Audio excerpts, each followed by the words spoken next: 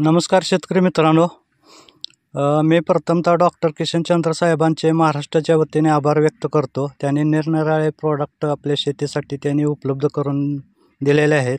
तर आज आपण कचरा मित्र DKC रानातले जे वेस्ट पालापाचोळा तणकाट वगैरे जे काय आहे त्याच्यावर फवारणीसाठी प्रयोग करत आहे। तर अशा पद्धतीने आपण जे रानातला पालापाचोळा कचरा जे काय आहे त्याच्यावर आपण स्प्रे करत आहे।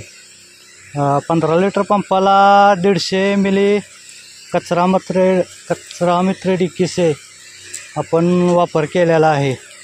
जे रानातला वेस्ट पालापाचोळा त्याच्यावर फवारणी करत आहे। रानातले तणकाटाचे जे काही ढीग वगैरे आहेत त्याच्यावर स्प्रे करत आहेत। तर याचे रिझल्ट कशा पद्धतीने येतील ते पुढील व्हिडिओमध्ये तुम्हाला दाखवले जाईल। यामुळे काय होईल तर तुमच्या रानातील सेंद्रिय कार्बन जो आहे त्याचे वाढ चांगल्या पद्धतीने होईल आणि जे रानातला पालापाचोळा आहे ते कुजण्याची प्रक्रिया फास्ट होईल। तर मी अशा पद्धतीने रानातले तणकाट एकत्र केलेले होते जे बियाणाचं आहे, तर याच्यावर आपण फवारणी करत आहे।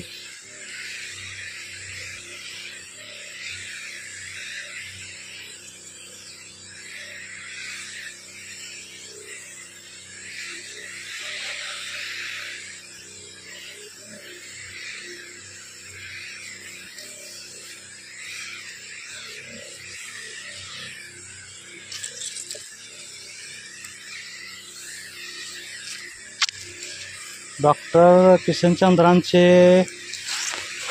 शेतकऱ्यांना निरनिराळे प्रोडक्ट उपलब्ध करून दिलेले आहे। त्यांचे जेवढे आभार मानता येईल तेवढे कमीच पडतील।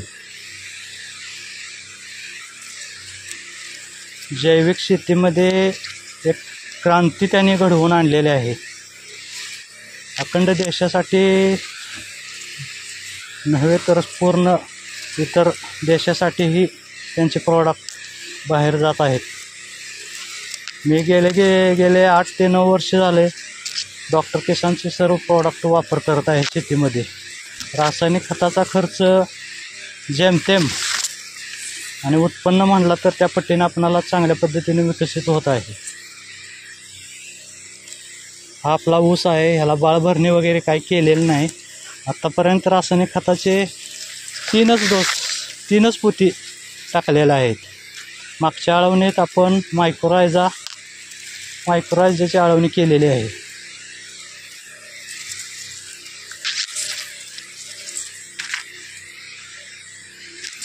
रानातलं तणकाट रानातच कुजवण्याचा आपला प्रयत्न आहे। 8 ते 9 वर्ष झाले। हे पाहू शकता तुम्ही, रानातले जे काय वेस्ट मटेरियल आहे ते रानातच पसरून टाकलेलं आहे।